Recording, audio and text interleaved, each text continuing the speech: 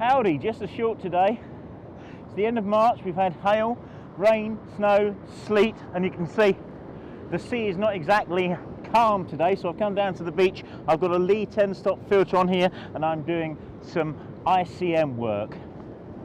I'm just letting the shutter open on half a second timer, sometimes a little longer, moving the camera through, and I'm getting some wonderful artwork from it.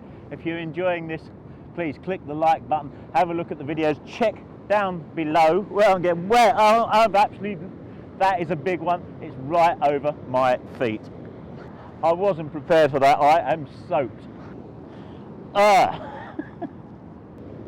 took me by surprise.